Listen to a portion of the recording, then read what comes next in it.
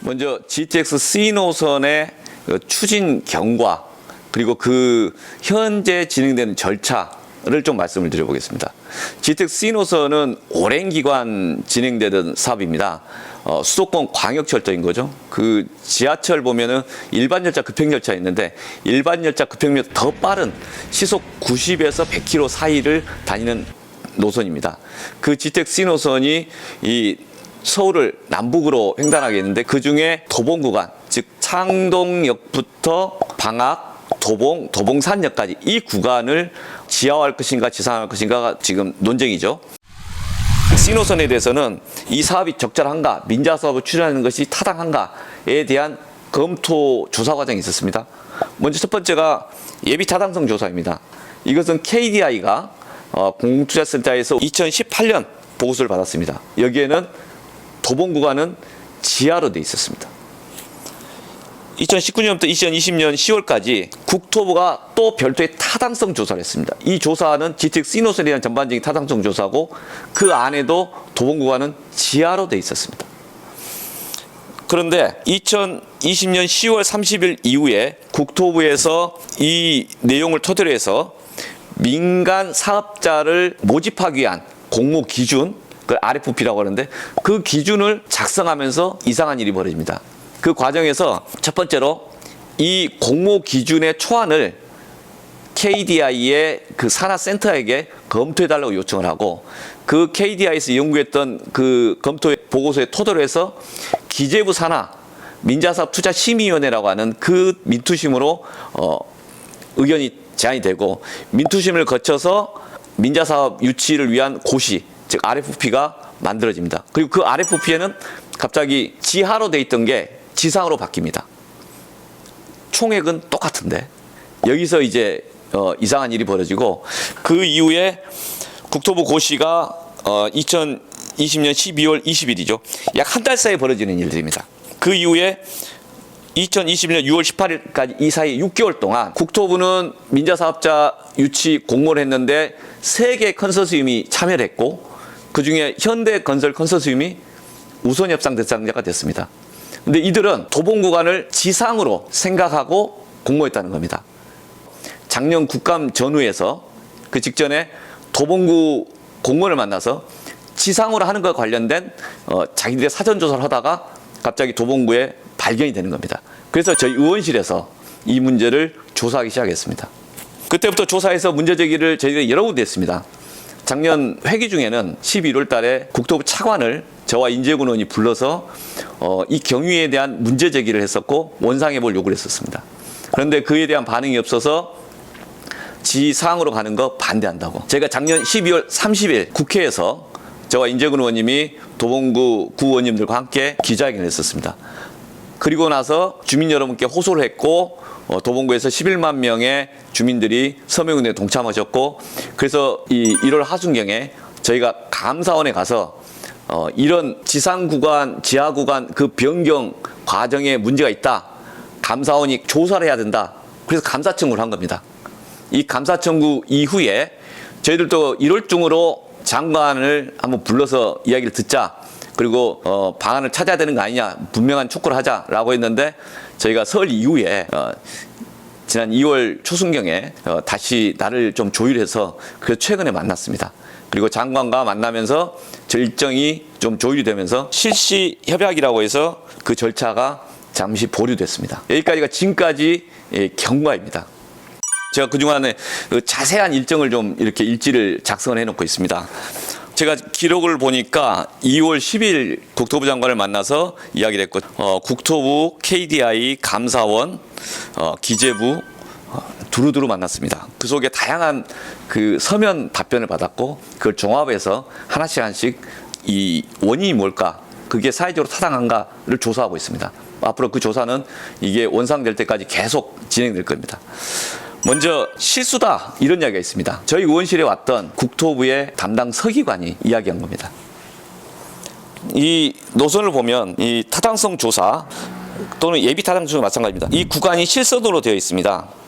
이 실선은 지하로 신설한다는 의미입니다. 나중에 RFP 고시를 하는 과정의 그 초안 준비 과정에서 민자 사업 유치하기 위한 RFP 초안을 국토부가 기재부에 제출하는데 그 제출했을 때 갑자기 점선이 되어 있다는 겁니다.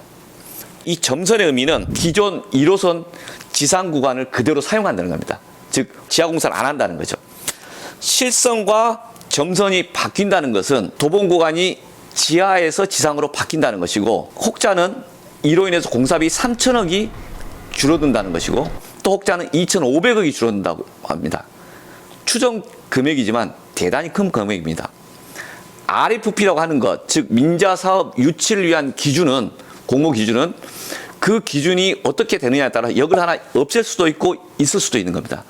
추가하거나 없애거나 또는 지상이나 지하로 하면 엄청난 금액들이 변경이 되는데, 이런 토시 하나하나가 되게 중요합니다. 그래서 전문가들이 하는 거고, 그 전문가들이 그 토시 하나를 검증을 거쳐서 만드는 게 RFP입니다. 그런데 이 변화가 실수라는 겁니다. 이게 말이 되겠습니까? 이게 하도 웃겨서 연합뉴스 취재를 했고, 그 실수란 말이 보도가 된 적이 있습니다. 대한민국이 국책 사업을 하면서 그런 실수가 용납이 될 수가 있을까요? 만약 실수라면 현행 절차상 그 고시를 정정해야 됩니다. 단순 실수니까 정정고시를 하면 됩니다. 정정고시 한 적 없습니다. 정정고시를 하면서 안내를 하면 됩니다. 근데 이 지점에 대해서 대책이 없었습니다. 행동이 없었습니다. 저는 지하로 되어 있던 구간, 도봉 구간을 지상으로, 실선을 점선으로 바꿨던 부분, 그것은 실수가 아니라 고의다, 이렇게 추정을 하고 있습니다. 왜냐, 그 금액이 2,500에서 3,000억 정도의 절감 효과가 있다, 공사비 그 효과가 있다라고 지금 국토부 관계자들은 다 그렇게 이야기를 하고 있거든요. 그런데 국토부가 이 초안을 KDI 먼저 검토를 보낼 때 그 서류에는 공사비의 총액의 변화가 하나도 없었습니다. 그래서 KDI 담당자는 그게 똑같은 것이니까 지상 지하 문제가 주된 쟁점도 아니고 검토도 제대로 안 됐다는 겁니다.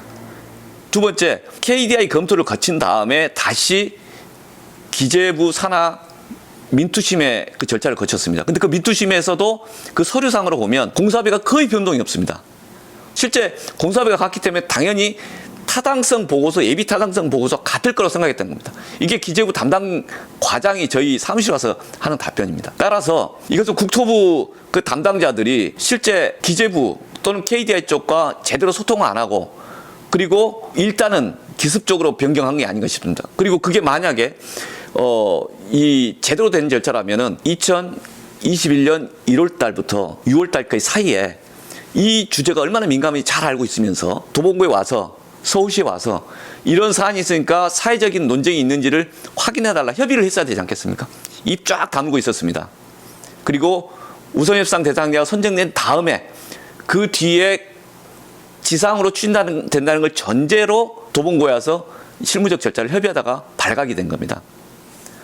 고의적으로, 기습적으로, 비밀리에 사회적 협의도 없이 이루어진 절차라는 겁니다.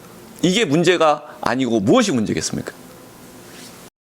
다음으로는 고의로 했다면 이 고의로 선을 점선으로 바꾸는, 지하 구간을 지상으로 바꾸는 그 권한이 사회적 소통과 대화, 유관기관의 협의 없이 철도 팀장이 이것을 정결로 처리할 수 있는가, 재량권이 있는가, 이런 문제가 있습니다.